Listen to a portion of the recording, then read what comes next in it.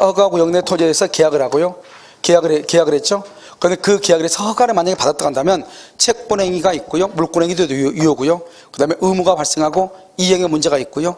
그 다음에 이행을 하지 않으면 채무불이행이 되고 계약을 해지하고 손해배상을 청구할 수 있단 말이죠. 그런데 우리가 배우는 토지거래가는 계약을 체결하고 나서 허가를 신청하고 나서 허가가 있기 전까지 2월 1일부터 10월 1일까지 갑은 을에게 을은 갑에게 무엇을 주장할 수 있는가 이걸 따진단 말이죠. 그러니까 아직 허가가 없으니까 무효가 돼요. 무효가 되니까 채권행위 무효, 물권행위 무효, 의무가 없고 이행의 문제가 없죠. 그래서 이행을 청구를 못해요. 그래서 채무불이행이란 말이 없어. 채무불이행 중에 대표적인 게 이행지체죠. 이행지체가 없는 거예요.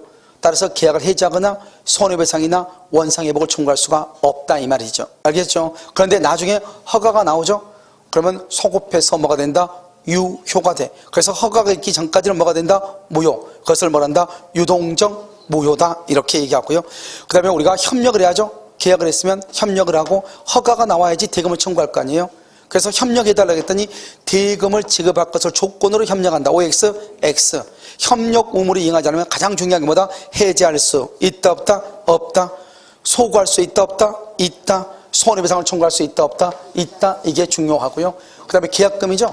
우리가 계약금을 지급을 했어요. 그런데 허가 전이에요. 허가 전이면 의무가 없죠. 이행에 문제가 없고 이행을 청구할 수 없죠. 그래서 계약금을 부당이득으로 반환 청구 못해요. 불허가 처분이죠. 그럼 확정적 무효가 되죠. 반환을 할 수 있다, 청구할 수 있고 계약금은 해약금으로 추정하기 때문에 허가가 있고 없고를 떠나가지고 중도금을 지급하기 전까지 허가가 있더라도 중도금을 지급하기 전까지 준 사람은 포기하고 받은 사람을 두 배를 주고 계약을 말 수 있다, 해제할 수 있다. 확정적 유효 딱 두 가지. 지정해제, 지정기간이 만료된데 재지정을 하지 않는 경우. 그 다음에 무효인 것 5가지. 첫 번째 불허가 처분. 쌍방이 협력 거절의 의사표시를 명백히 한 경우. 그 다음에 먼저 세 번째가 뭐다? 우리가 허가를 처음부터 배제나 잠탈, 배제나 잠탈. 그 다음에 2가지죠. 토지거래 허가구역 내 토지에 대해서 정지조건부로 계약했는데 그 정지조건이 이미 성취할 수 없는 경우. 그래서 정지조건 플러스, 그 다음에 성취할 수 없다 마이너스, 플러스 마이너스 무효. 그 다음에 마지막으로 뭐가 있다? 뭐가 있어요? 우리가요, 토지거래 허가구역 내 토지에 대해서 뭐를 했다? 중간 생략 등기, 토지거래 허가 마이너스, 중간 생략 등기 플러스, 마이너스 플러스 마이너스 뭐가 된다? 무효. 이렇게. 자, 그 다음에 137조 일부 무효죠. 일부 무효는 전부 무효 원칙이죠. 일부만 무효라고 일부는 유효로 할 수 있죠. 그러려면 가장 중요한 게 뭐다? 가분적, 분할 가능성이 있어야 된다. 이렇게. 그 다음에 우리가 강행복규의 일부가 무효다. 그럼 어떻게 한다? 먼저 법조문을 봐라. 그 법조문에 뭐라고 되어 있다? 약관법 16조는 일부 무효면 일부만 무효로 한다고 되어 있고, 민법에 보면 전세권의 경우는요, 일부가 무효, 먼저 전세권의 전축기간이 10년인데 10년을 넘으면 10년으로 단축된다고 되어 있고요. 채권법에 보면 그 다음에 환매권에서 3년이나 5년을 초과하면 3년이나 5년으로 뭐가 된다? 단축된다고 되어 있다. 그러니까 먼저 강행법규의 경우는 법조문을 먼저 보고 법조문에 아무 말이 없으면 일부 무효는 무슨 무효다? 전부 무효다. 이렇게 가면 된다 이 말이고요. 무효 행위의 전환이죠. 남의 자식을 친생이가 신고를 했다. 무슨 신고로서? 입양 신고로서 효력이 있다.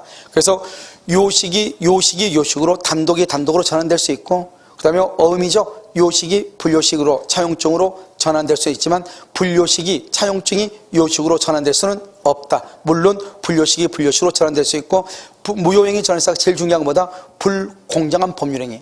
불공정한 법률행위도 무효행위 전환이 인정될 수 있고, 여기에서 무효라고 하는 것은 반드시 법률행위가 뭐한 후 성립한 후의 문제이고, 법률행위가 성립하지 않으면 무효란 말은 나올 수가 있다 없다? 없다. 이렇게. 자, 무효행위 추인이죠. 무효행위 추인은 확정적 무효인 것을 추인에 의하여 그때부터 새로운 법률행위로 본다. 그래서 한 번 무효는 영원한 무효이기 때문에 무효인 것이 절대로 뭐가 될 수 없다? 유효가 될 수 없다. 알겠죠? 그러니까 우리가 무효임을 알고 추인하죠. 무효임을 알고 추인한다고 해서 새로운 법률행위로 보는 거지, 무효였던 것이 효력이 있는 것은 아니다. 알겠죠? 이게 중요하고요. 그 다음에 우리가 이제 여기서 보면 무효행위 추인되는 것은 뭐다? 108조 통정표시 107조 비진이 의사무능력 3개. 안 되는 것 103조, 104조 강행법규는 무효행위 추인이 된다 안 된다? 안 된다. 되는 것마다 107조, 108조 의사무능력은 된다. 추인할 때는 어떻게 한다? 추인할 때 무효의 원인이 소멸해야 된다. 그래서 의사무능력자는 술에서 깬 상태에서 추인을 해야 된다 이 말이죠. 그 다음에 우리는 원칙적으로 추인은 소급표가 있다 없다? 없다. 언제부터? 그때부터 새로운 법률행위를 보죠. 그렇지만 당사자 간에는 뭐 할 수 있다? 소급할 수 있다 없다? 있다. 그래서 여기서 또 한 가지 중요한 것은 무효인 법률행위죠. 무효인 법률행위는 언제부터? 그때부터죠. 그때부터 새로운 법률행위죠. 그래서 무효인 법률행위를 추인해도 유효가 된다 안 된다? 안 된다. 그것이 아주 중요하다 이런 말이죠. 아시겠죠? 여러분 잠깐 쉬었다가요 취소를 잠깐 보도록 그렇게 하겠습니다.